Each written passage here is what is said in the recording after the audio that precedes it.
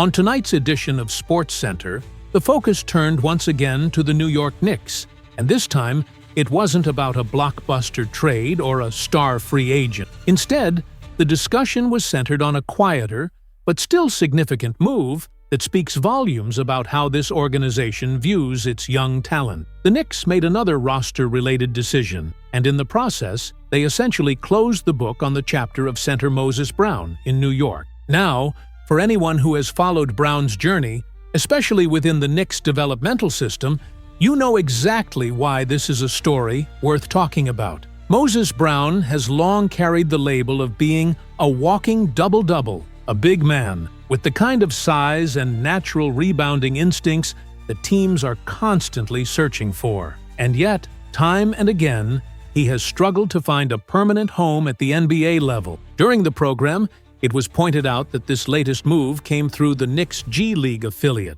the Westchester Knicks. According to the team's official release, Westchester acquired the returning player rights to Bryson Warren from the Sioux Falls Skyforce, as well as a first-round pick in the 2026 G League draft from the Grand Rapids Gold. To make that deal happen, they sent out the returning rights to Moses Brown. In that same transaction, the Gold also moved the rights to Jairus Young to Sioux Falls. It was a three-team shuffle, but for Knicks fans, the key takeaway was simple. Brown is no longer part of the team's developmental plan. And here's where the reaction got interesting. The panel reminded viewers that this isn't just a minor move buried in G League transactions. It's a statement about the Knicks' philosophy moving forward. They see untapped potential in Warren, a 6'3" guard who had shown flashes with Miami during Summer League before an unfortunate injury cut his run short. The Knicks clearly believe he is worth developing, especially given that New York doesn't have a wealth of first-round draft picks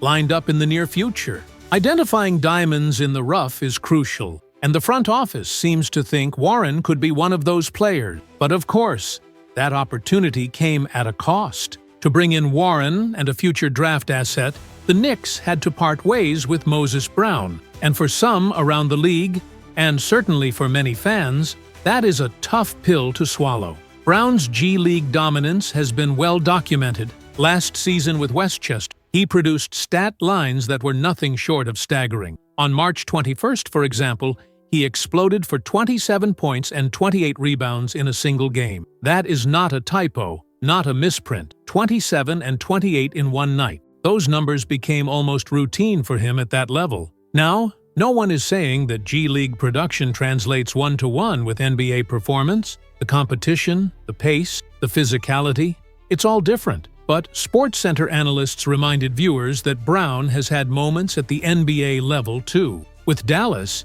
he showed he could step into a game and post double-double type numbers, even if not as extreme as his G League performances. The Mavericks, had they not been constrained by roster and salary limitations, likely would have kept him longer. So the conversation naturally turned to the bigger picture. Why can't a player like Moses Brown stick? He has the size, the rebounding, and flashes of rim protection. What he lacks is polish and consistency in the finer parts of the game, things that, under the right coaching staff, could be developed. That's why some around the league are still surprised the Knicks chose to move on from him rather than continue to invest in his growth. And yet, the decision has been made. Brown is on his way out, Warren is on his way in, and the Knicks are betting on upside at the guard position rather than the long-term development of a big man. The Knicks are officially moving on from Moses Brown, and with that decision comes a lot of context about what's happening not just at the NBA level, but also in Westchester. Now, for those of you who have been following this channel, you know I've been a big supporter of Moses Brown. I've always believed in his ability to be a difference maker. He's a player who can put up double-doubles consistently, someone who could bring real value to any team if utilized correctly. But it seems the Knicks organization has a different vision, because their latest move with the Westchester Knicks has made their intentions crystal clear. Westchester recently traded the returning player rights of Moses Brown to another team, acquiring instead a young prospect named Bryson Warren, a 6'3" guard who impressed during Summer League play with the Miami Heat. Unfortunately, he was sidelined due to injury, but the Knicks clearly see long-term potential in him and want to invest in his development. And when you have limited first-round picks and need to be selective, adding the right talent at the right time is critical. That's exactly what New York has done here. Now, you might be wondering why Moses Brown, who has been a force in Westchester, is being moved. The answer lies in roster construction. Westchester already has a solid core of tall, versatile players, including James Nagy and Mohamed Diawara, who are both candidates for two-way contracts and will see significant minutes at the G League level. The Knicks are building depth, size, and flexibility, and adding Moses Brown to this mix would have been redundant. They don't need to overload on big men when they already have the framework set with Nagy and Diawara. Instead, they are prioritizing skill development, athleticism, and long-term growth. What's exciting here is that this Westchester roster is shaping up to be stacked. And that's exactly what we want to see. An organization winning at all levels. From the G League to the NBA team itself, the Knicks are trying to create a winning culture that extends beyond just the main roster. Why not dominate on every level? Why not build a team that can compete in the NBA, while also fostering a talent pipeline that strengthens the future of the franchise? With the Eastern Conference wide open this season, there's a real opportunity here for New York to capitalize. Looking at the main roster, the Knicks are positioned to make serious noise this year. According to FanDuel, their odds to win the NBA championship have shifted recently, reflecting both the volatility of the market and the competitive landscape. Right now, Oklahoma City tops the list at +210, followed by Cleveland at +650. Denver is -900, and New York sits just behind at -950. The Rockets and Lakers are trailing at 1,000 and 5,500 respectively. These numbers show that while New York isn't the favorite, they're absolutely in the conversation. And with the moves they've made this offseason, along with a new head coach and a core that's growing in experience and cohesion, the Knicks have everything in place to make a run. The pressure is immense, of course. After reaching the Eastern Conference Finals last season,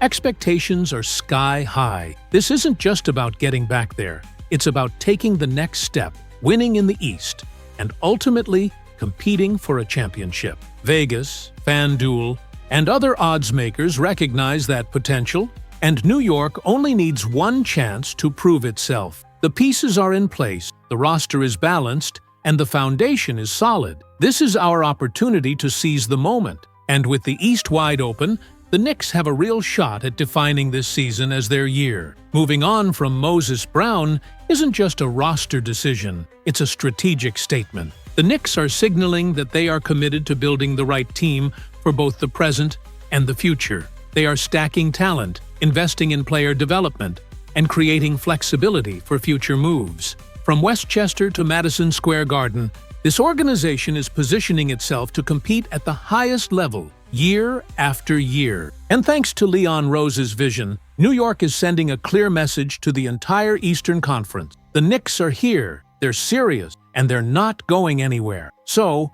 what do you think about the Knicks finally moving on from Moses Brown? Are you excited about the talent coming through Westchester? Or do you wish Brown had remained part of the plan? Let me know your thoughts in the comments below because I'd love to hear from all of you. That wraps up this update, but if you enjoyed this breakdown, go ahead and hit that like button, leave a comment, and make sure to subscribe with notifications turned on so you don't miss future content. Until next time, Knicks fans, take care of yourselves, your families, and each other. Peace and love.